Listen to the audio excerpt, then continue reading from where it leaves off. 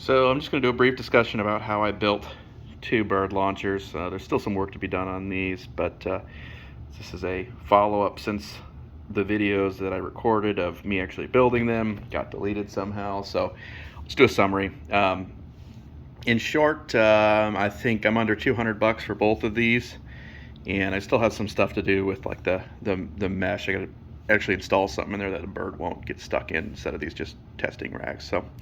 But what I've done is I've gone through and used a Amazon key fob that came with 2 relays, and I did test this out to about 60 yards with my rangefinder from my house, and I could hear them go off. So I know it works pretty decent, and for what I need, it's going to work well for training dog.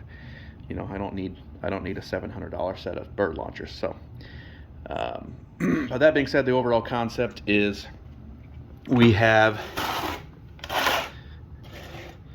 a release mechanism, we have 2 bent frames, and then these are threaded, and I need to still install a locking wash nut on this after I get everything painted and rust converted. But overall concept is the springs get connected down here, and this is out of a 3-foot piece of bar stock. It's 3/16 by 3/4 and 3 foot long. And so what we do is we cut an 18-inch, we have an 18-inch on the back, and we have a 13-inch on the bottom, and then the remaining we take a 5-inch here to make it secured, and then on the back side we have just another piece just bolted there holding it to the metal basket. So down into here, this is one of the relays that comes with, and not really following the wiring diagram because it was incorrect. You take the 12 volts in from the battery, and I'll go over that in a second, and then you take the negative from the battery pack. You also supply 12 volts to the common. The normally open goes out to the solenoid for the door lock actuator, and then back from the door lock actuator we actually connect the other side to the negative. What we have here is a 8 battery holder. Let's see if I can get some light on that. And it has an on and off switch, so I'm going to go ahead and turn that off. But the batteries, if I can get them, well, it holds 8 batteries. That's the concept. That's what gets you your 12 volts. So then just kind of installed it here to keep it a little protected in case you're out in the woods and you get a little condensate or something or water on it. But how this works is when the actuator is triggered, I've got my B unit here, I've got my A unit over here. This actuator is going to push back, it pulls back this, releases the basket, and that throws everything off. So I'm going to be putting links to most of the things I purchased here in the comments down below. Hopefully, it helps some people out. Obviously, there's some things that I would still need to do on this. I think that basket it's an Amazon basket. It's about 14 inches long by 5.5 wide at the top, 4.5 at the bottom. And the actuators are just a 2-pack of universal actuators from Amazon as well. Springs are from Lowe's. Bolts and everything like that, local hardware store. The arms are 1/4 inch round. I started with 4 foot, and then I ended up, using one of the additional cutoff lengths for this bar that comes over for the actuators.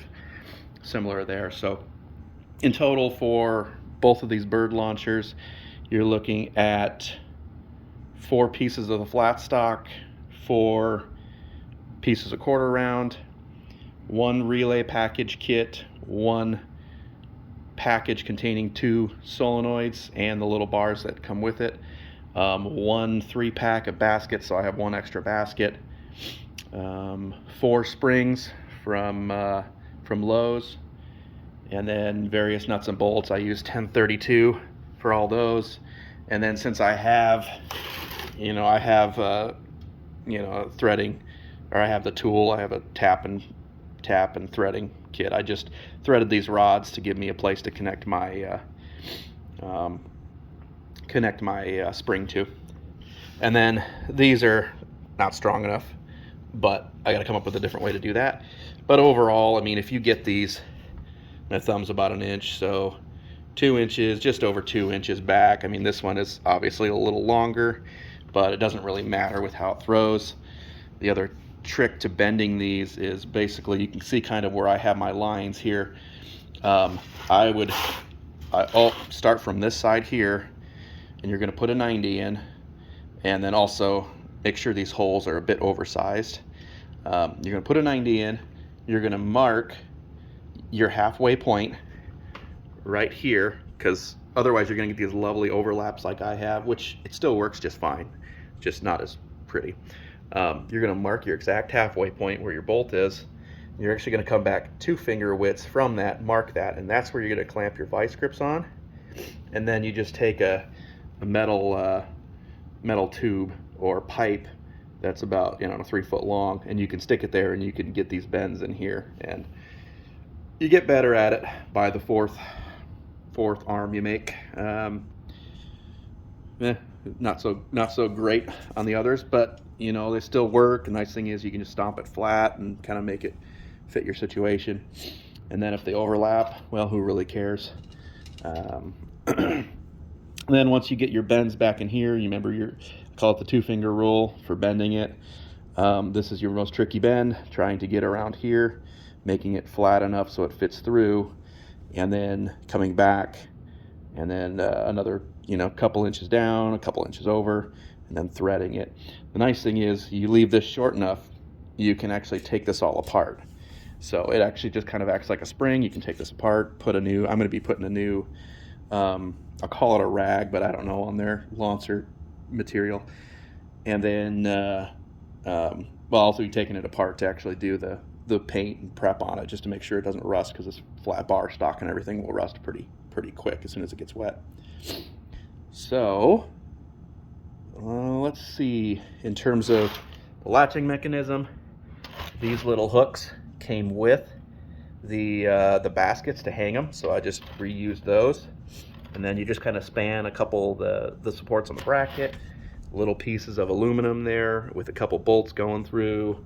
And then similar here with this solenoid, you just get a piece of aluminum about 5 inches long. This one's about 2.5 inches long, and line it up with the solenoid, drill your holes, kind of get a larger drill bit in there, kind of chamfer it so the little drywall screws that you use that'll fit into that solenoid without breaking the plastic will fit pretty well. And let's see, what else? Got a little plastic cover over the wiring just to protect it, and then cheap little box. I also put quick disconnects here on both of them, so I could switch out the relays with the launchers or whatever I want to do. Or I'm actually thinking about making a little dog that stands up to teach the dog to honor point from other dogs. So I could use these same relays with just a different mechanical system, as long as I utilize the same type of solenoid. So gives me options for the future. And let's see, is there anything else?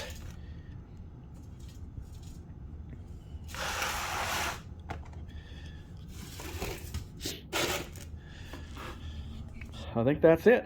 So we go Unit A, Unit B, which I turned off, of course. Just gonna come in here and flip my switch. And Unit B.